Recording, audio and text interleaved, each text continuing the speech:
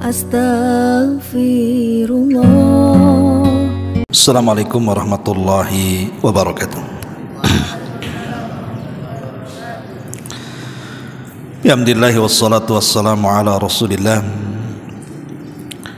wa ala alihi wa sahbihi wa mawalah wa la hawla wa la quwata illa billahi wa ba'du. Perhatikan hadis yang ke-19. Kita baca hadisnya. An Abil Abbasi Abdullah ibni Abbasin radhiyallahu anhuma qala kuntu khalfa Rasulillahi sallallahu alaihi wasallam faqala ya gulam inni uallimuka kalimatin ihfadillaha yahfadka ihfadillaha tajidhu tujaha idza sa'alta fas'alillaha wa idza sta'anta fasta'in billah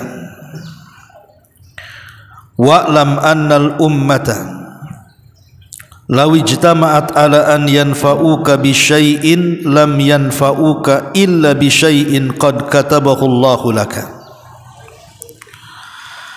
walau ijtama'u ala an yadurruka bi syai'in lam yadurruka illa bi syai'in qad katabahu Allahu 'alaika rufi'atil aqlamu wa jaffatis suhufu rawahu Tirmidzi wa qala haditsun hasanun sahih wa fi riwayati ghairi Tirmidzi ihfadillaha tajidhu amamak ta'arraf ilallahi fir raha ya'rifka fi syiddah wa'lam anna ma akhta'aka lam yakun liyusibak wa ma asabaka lam yakun liyukhti'aka wa'lam anna an-nasra ma'as sabri wa anna al-faraja ma'al karbi wa anna ma'al usri yusra. Dari Abdullah ibn Abbas radhiyallahu anhuma, dia berkata, satu hari aku pernah berboncengan bersama Nabi sallallahu alaihi wasallam, lalu beliau bersabda, wahai anak kecil, sungguh aku akan mengajarimu beberapa kalimat. Jagalah Allah, niscaya Dia akan menjagamu. Jagalah Allah, niscaya engkau akan mendapatinya di hadapanmu. Apabila engkau meminta sesuatu, mintalah kepada Allah. Apabila engkau memohon pertolongan, maka mintalah pertolongan kepada Allah. Ketahuilah, kalau seandainya umat manusia bersatu untuk memberikan manfaat kepadamu dengan sesuatu, niscaya mereka tidak akan mampu memberikan manfaat kepadamu kecuali dengan satu yang telah Allah tentukan takdirmu. Dan kalau seandainya mereka bersatu untuk menimpakan bahaya kepadamu dengan sesuatu, niscaya tidak akan membahayakanmu kecuali dengan sesuatu yang telah Allah tetapkan dalam takdirmu. Pena-pena telah diangkat, lembaran-lembaran telah kering. Dalam riwayat di luar Tirmidzi, Rasul mengatakan, jagalah Allah, niscaya engkau akan mendapatinya di hadapanmu. Ingatlah Allah dalam keadaan engkau lapang, niscaya Dia akan mengingatmu dalam keadaan engkau sulit. Ketahuilah bahwa segala sesuatu yang Allah tetapkan akan luput darimu, niscaya tidak akan pernah menimpamu.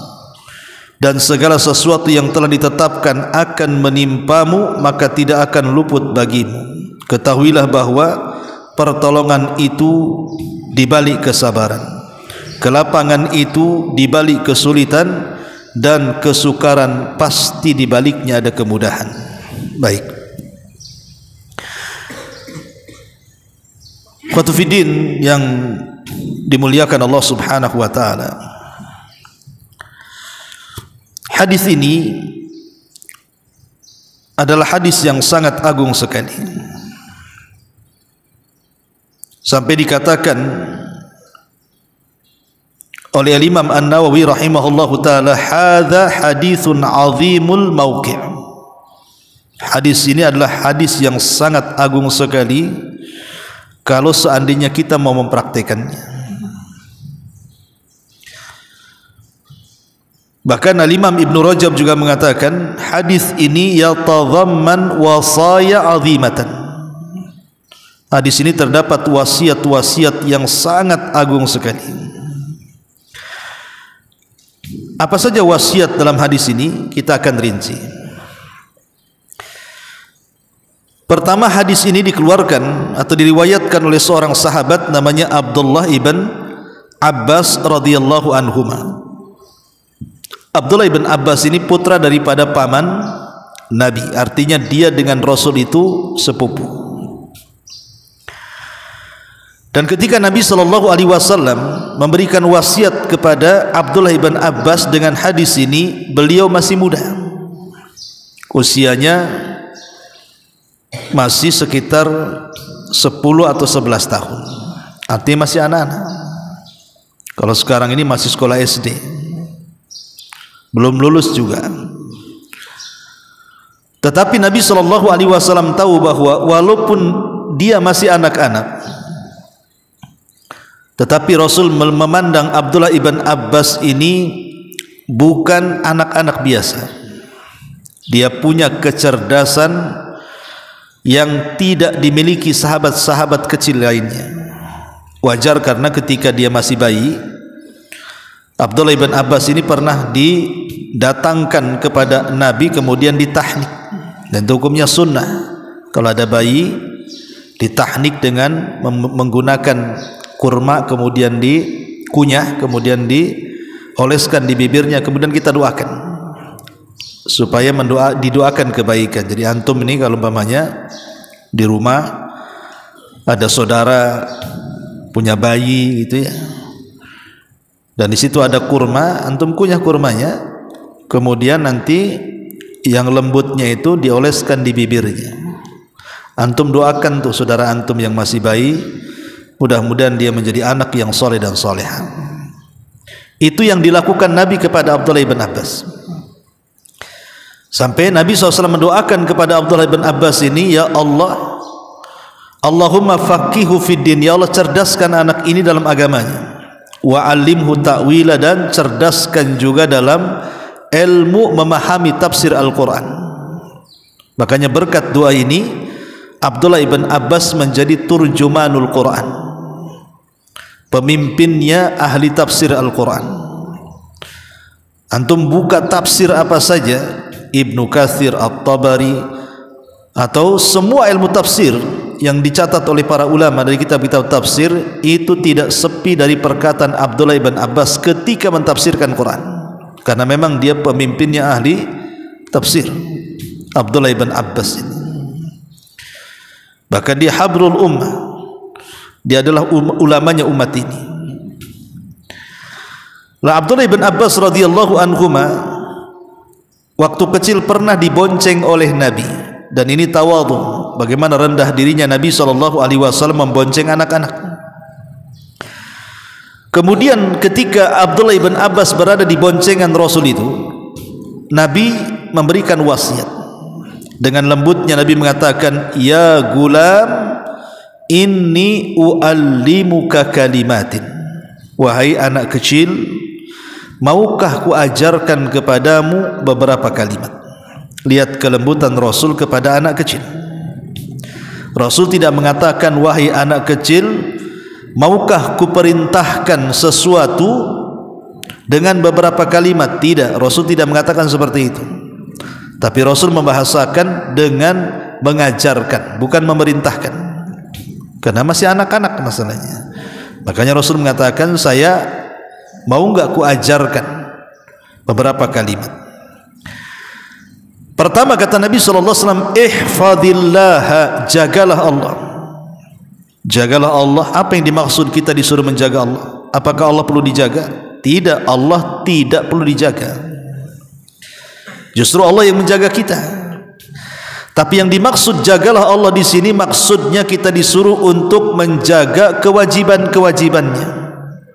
Jaga salat, jaga puasa, jaga zakat, jaga haji. Pokoknya kita disuruh untuk menjaga kewajiban-kewajiban yang Allah wajibkan kepada kita. Jaga birrul walidain, ya. Atau yang kedua, maksudnya menjaga Allah itu agar kita menjauhi yang diharamkan Allah Subhanahu wa taala. Jaga Allah dengan tidak melakukan yang diharamkan Allah. Tidak berzina, tidak minum khamr, tidak narkoba, tidak menggibah, tidak berdusta, dan begitu seterusnya. Jadi menjaga Allah itu pertama menjaga kewajiban-kewajibannya, yang kedua menjaga untuk tidak melanggar yang diharamkannya. Atau lebih daripada itu, menjaga yang disunnahkan oleh syariat Islam dan berusaha menjauh yang dimakruhkannya. Itu artinya menjaga Allah, ya. Kemudian sebagai balasannya Rasul mengatakan yahfadka, maka Allah akan menjaga kamu. Maka siapapun ikhwan, kalau kita menjaga kewajiban-kewajiban Allah, menjaga sunnah-sunnah yang Allah Subhanahu wa taala perintahkan kepada kita, kemudian menjaga yang diharamkan Allah Subhanahu wa taala atau yang dimakruhkan, atau dengan istilah lain kita tidak bermaksiat kepada Allah, maka yakin Allah akan menjaga kita. Apa yang dijaga Allah dari kita? Pertama, badan kita. Allah akan berikan kesehatan. Orang yang suka melaksanakan kewajiban, melaksanakan yang sunnah dan menjauhi yang diharamkan dan yang dimakruhkan itu, maka badan kita akan dijaga dari kesehatan, dari keburukan, ya. Yang kedua, dijaga harta kita. Harta kita akan dijaga oleh Allah Subhanahu wa taala, akan diberkahi Allah Subhanahu wa taala. Atau yang ketiga, keluarga.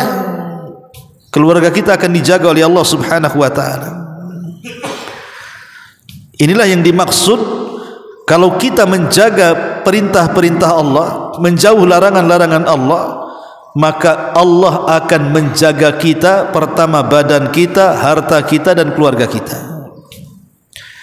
Dahulu ada seorang ulama namanya Abu Tayyib At-Tabari, atau dikenal dengan Al-Imam At-Tabari rahimahullahu ta'ala. Ma'ruf seorang ulama tafsir, Imam Tabari.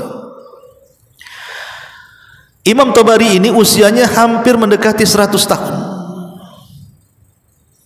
Jadi satu hari dia safar bersama teman-temannya, kemudian saat berhenti hendak beristirahat, dia akan menunggang kuda. Usianya sudah 100 tahun, tapi dia sanggup meloncat dari atas kuda layaknya anak muda sampai ke bawah.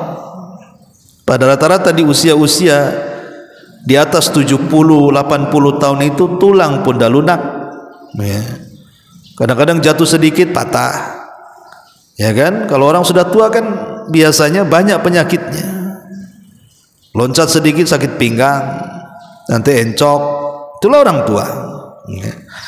Tapi Abu Tayyib At-Tabari ini, dia bisa meloncat dari kuda sampai ke bawah.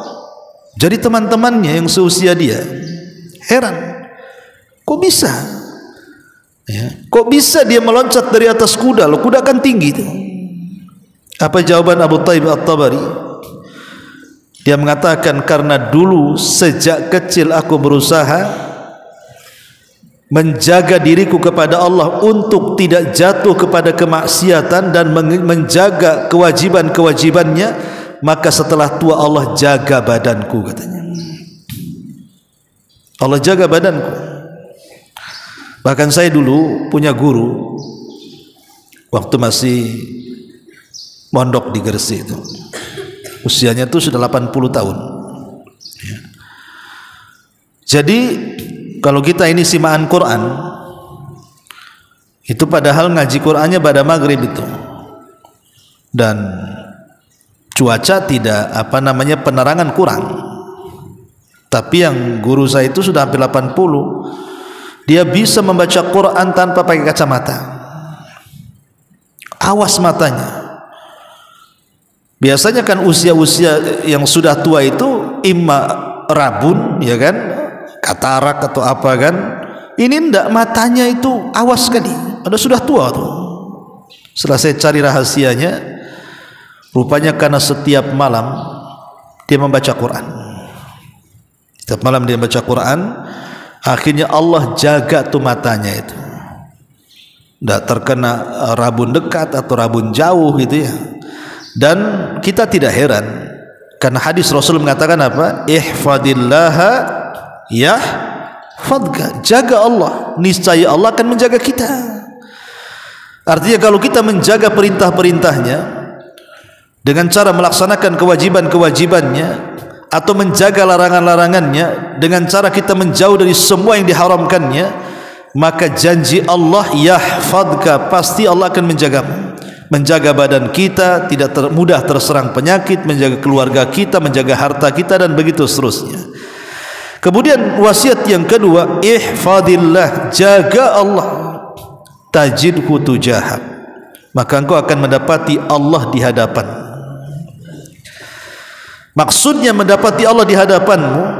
Jadi kalau kita menjaga perintah-perintah Allah, baik melaksanakan yang wajib ataupun yang sunnah, kemudian menjauh dari larangan-larangan Allah, baik yang sifatnya haram ataupun makruh, maka engkau akan mendapati Allah di hadapanmu. Maknanya engkau akan mendapatkan Allah kapanpun kita berhajat kepada Allah, maka Allah akan datang menolong kita.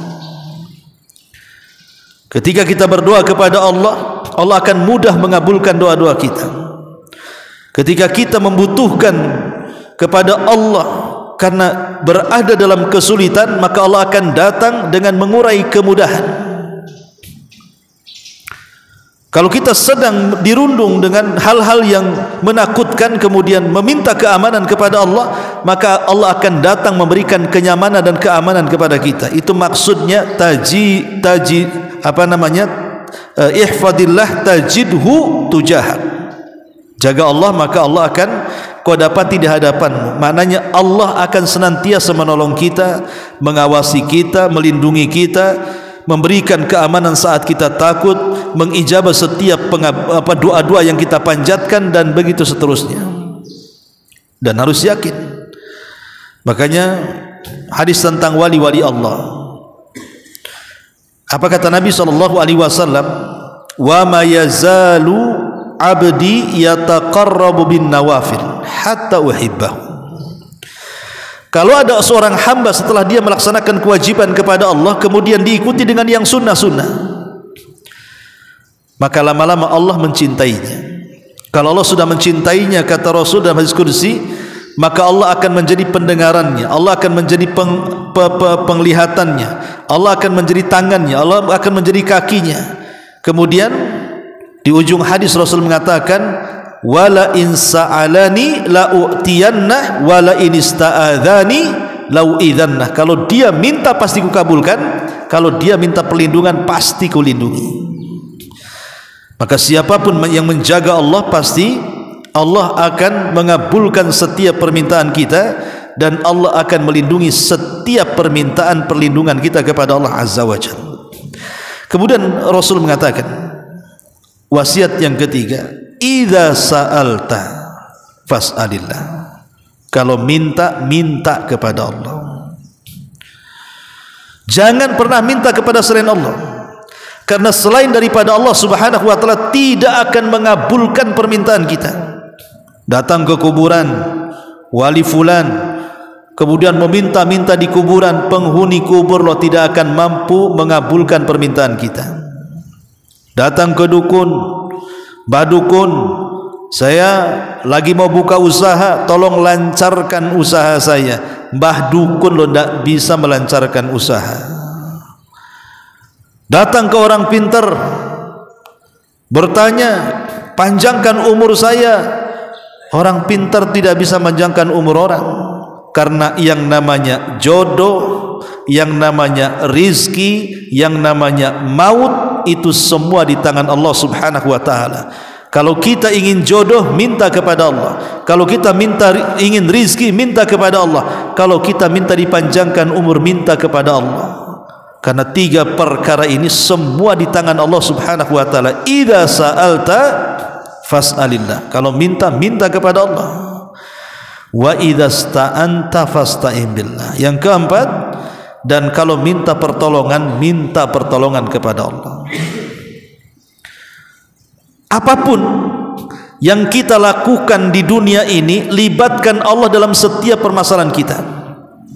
Antum para talabatul ilmi ini, ketika mamanya belajar, berdoa kepada Allah agar Allah memberikan kecerdasan kepada kita dan kita bisa mengamalkan kecerdasan kita. Libatkan Allah dalam setiap permasalahan. Iyyaka na'budu wa iyyaka nasta'in. Karena isti'anah ini penting dalam kehidupan kita. Seberat apapun masalah, kalau Allah ikut campur dalam permasalahan kita, pasti akan Allah uraikan masalahnya. Tapi sekecil apapun masalah, kalau Allah tidak ikut campur tangan, maka akan sulit mencari jalan keluarnya. Itu sudah dipastikan demikian. Dan sebisa mungkin jangan pernah meminta pertolongan kepada manusia. Para sahabat tuh ikhwan, kalau mereka sedang safar, kemudian ada salah seorang di antara mereka mungkin pelananya jatuh ke tanah, maka sahabat tidak akan pernah minta kepada orang untuk diambilkan. Dan ini harus punya izzah kayak antum-antum ini. Jangan suka minta tolong sama kawan. Pamannya ada bukunya ketinggalan atau penanya ketinggalan, ambil. Tidak usah tolong ambilkan, jangan. Seorang muslim itu harus menjaga izzahnya. Selama kita mampu melakukannya, lakukan sendiri. Jangan minta tolong sama orang, kecuali dalam kondisi terdesak dan darurat saja. Karena itu menyangkut izzah masalahnya. Karena bagaimanapun minta pertolongan itu hanya kepada Allah Subhanahu wa taala. Walaupun boleh kita minta pertolongan kepada selain Allah yang sanggup melakukannya, tapi demi izzah kita, demi kemuliaan kita, jangan. Kalau bisa lakukan sendiri. Selama kita bisa melakukannya, lakukan. Tidak usah minta sama orang. Karena di sini Rasul mengatakan idza sta'anta fasta'in billah. Kalau minta pertolongan hanya kepada Allah saja. Selain Allah, sebaiknya jangan minta tolong kecuali dalam kondisi tertentu, dan dia pun sanggup melakukannya. Tapi kalau minta pertolongan kepada makhluk selain daripada Allah dan dia tidak sanggup memberikan pertolongan, itu syirik, tidak boleh.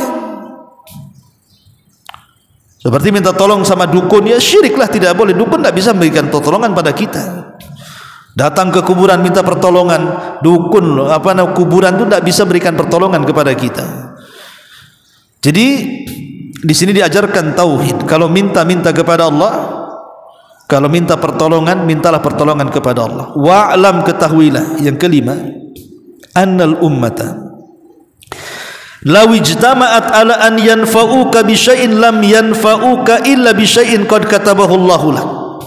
Ketahuilah bahwa kalau seandainya satu umat ini berkumpul, timur, barat, utara dan selatannya, semua berkumpul untuk memberikan manfaat kepadamu dengan sesuatu, niscaya mereka tidak akan sanggup untuk menyampaikan manfaat itu, kecuali kalau manfaat itu memang sudah ditulis bahwa engkau akan mendapatkannya.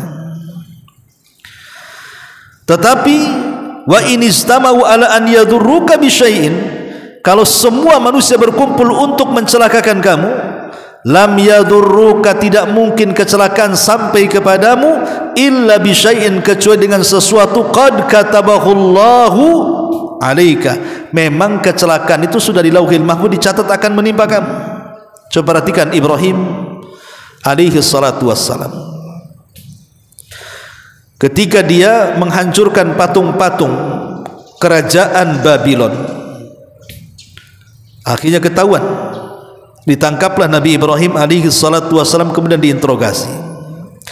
A anta fa'alta bi alihatina ya Ibrahim, engkau ya yang melakukan ini terhadap berhala-berhala kami, kau yang hancur-hancurkan ini? Kata Ibrahim, tidak, bal fa'alahu kabiruhum hadza, aku tidak melakukannya kok, yang melakukan itu patung yang gede itu, buktinya palunya di situ katanya. Tetapi orang-orang mengatakan, Ibrahim, tidak mungkinlah kami interogasi patung yang tidak bicara. Kata Ibrahim, kalau sudah tahu, kenapa kalian menuhankan mereka? Ketika kemudian hujah mereka kalah, hujah bil bayan mereka kalah, oleh mereka menghukum Nabi Ibrahim dengan penuh kekerasan. Dengan cara apa? Dibakar.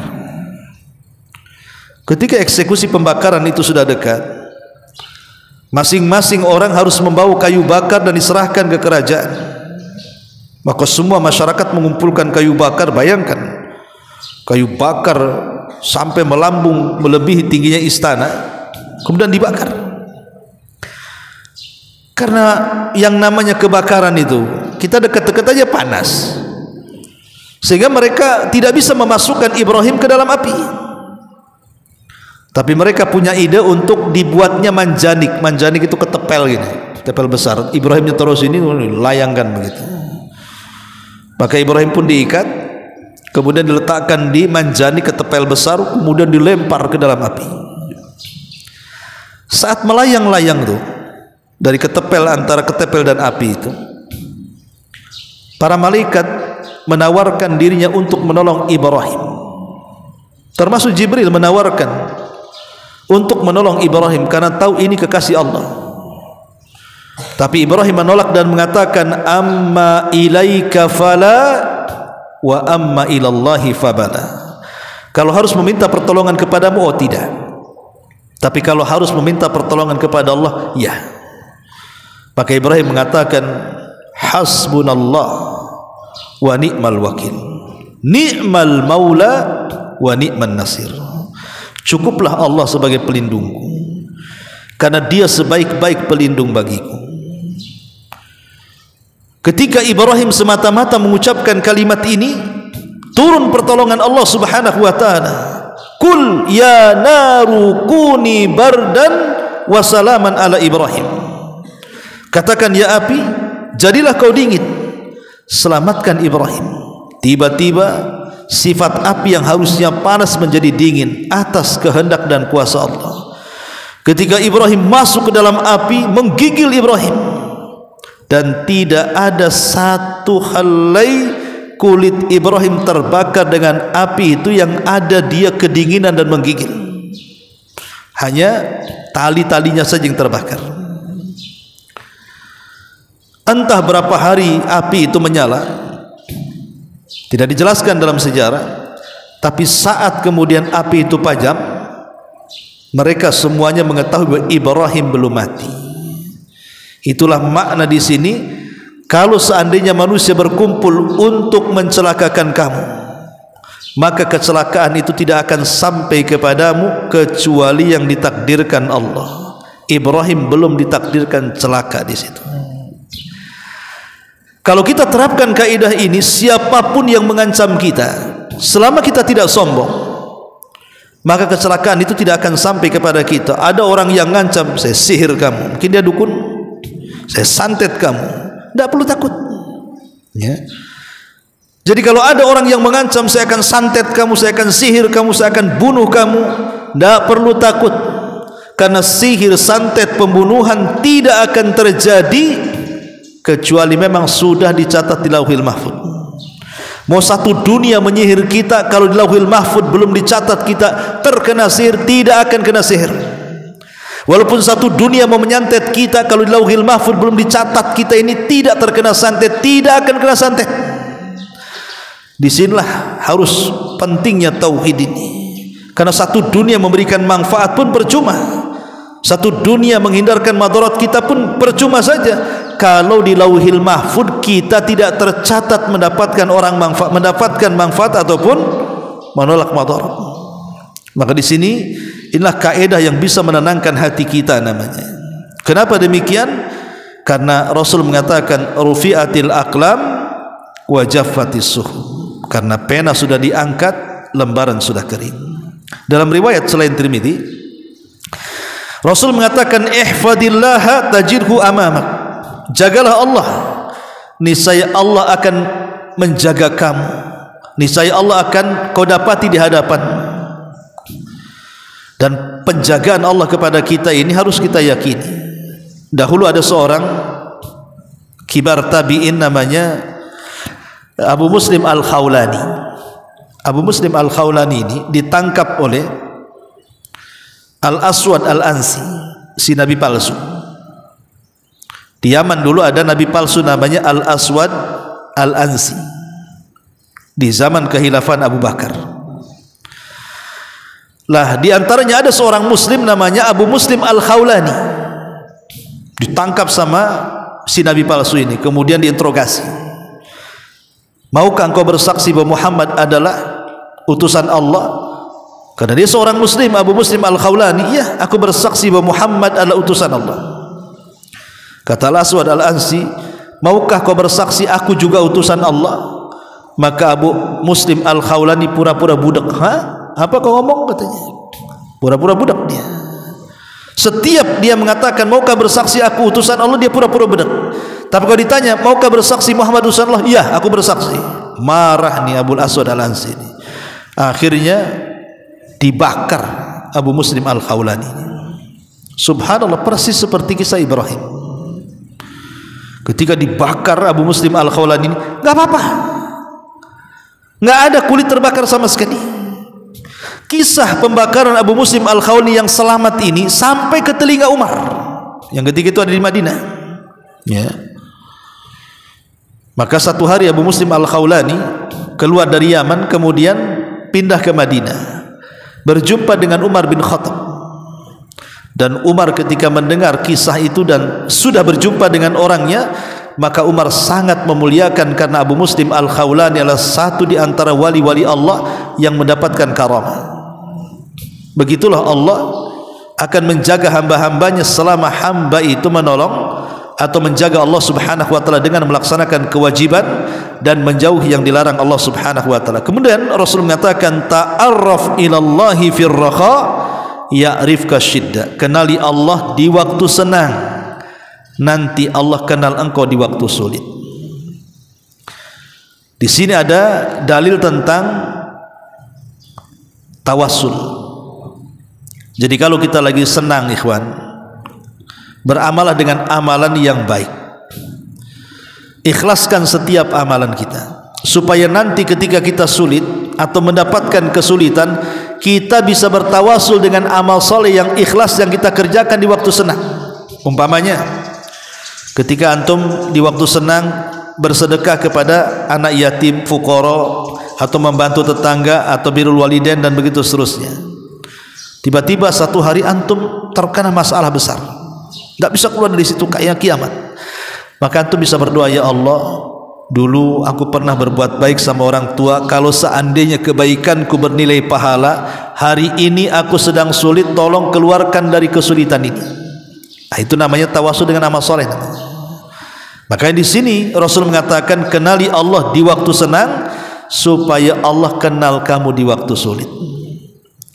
Kemudian yang terakhir kata Rasul, wa'lam, ketahuilah, annama akhta'aka lam yakun liyusibak. Apapun yang luput dari kamu tidak akan menimpa kamu. Wa ma asabak lam yakun liyukhti'ak. Apa yang menimpa kamu tidak mungkin luput darimu. Artinya begini, kalau Allah berkehendak, kita tidak berkehendak pasti terjadi. Saya ulang, kalau Allah berkehendak, walaupun kita tidak berkehendak pasti terjadi. Tapi kalau Allah tidak berkehendak, satu dunia berkehendak pasti terjadi. Kalau Allah berkehendak, satu dunia tidak berkehendak, terjadi pasti terjadi, karena kehendak Allah pasti terjadi. Mau dihalang-halangi siapapun pasti terjadi. Tapi kalau Allah tidak berkehendak, satu dunia berkehendak untuk menyakiti, untuk memberikan manfaat, kalau Allah tidak berkehendak tidak mungkin terjadi. Inilah namanya beriman dengan takdir. Beriman dengan takdir itu menenangkan hati, ikhwan. Kalau memang Allah takdirkan kita kaya, pasti kaya. Kalau Allah takdirkan kita miskin, ya miskin. Kalau Allah takdirkan kita dapat pekerjaan, insya Allah dapat pekerjaan. Kalau Allah belum takdirkan, ya enggak. Ya. Artinya bahwa kita ini hanya berusaha saja, yang menentukan Allah subhanahu wa ta'ala. Kemudian Rasul mengatakan wa'lam, ketahuilah anna nasra ma'as sabri. Namanya pertolongan itu harus diiringi dengan kesabaran. Antum ingin jadi sukses, ingin jadi pintar, sabar belajar. Dengan kesabaran itu nanti pasti akan pintar, ya. Tapi kalau tidak sabar, malas, mau balik, nggak akan pintar. Kemudian wa annal faraja ma'al karbi. Di balik kesenangan itu pasti diiringi dengan kesulitan. Ya, memang antum sulit sekarang. Kadang-kadang belajar ngapal gitu ya. Kadang-kadang harus memahami, kadang-kadang harus mendapatkan ya mungkin ketidakenakan dari guru, mungkin juga ya tidur kurang nyenyak dan begitu seterusnya bagi para thalabatul ilmi di mana saja. Maka itu hanya sesaat. Nanti setelah ilmu itu diraih, pasti Allah akan berikan ketenangan dan kesenangan bagi kita. Kita tinggal menikmati ilmu itu.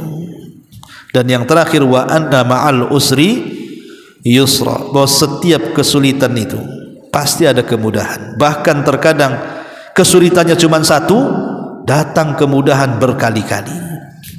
Makanya Allah mengatakan inna ma'al usri yusra, inna ma'al usri yusra. Perhatikan, al usru disebut 2 kali, yusra juga disebut 2 kali.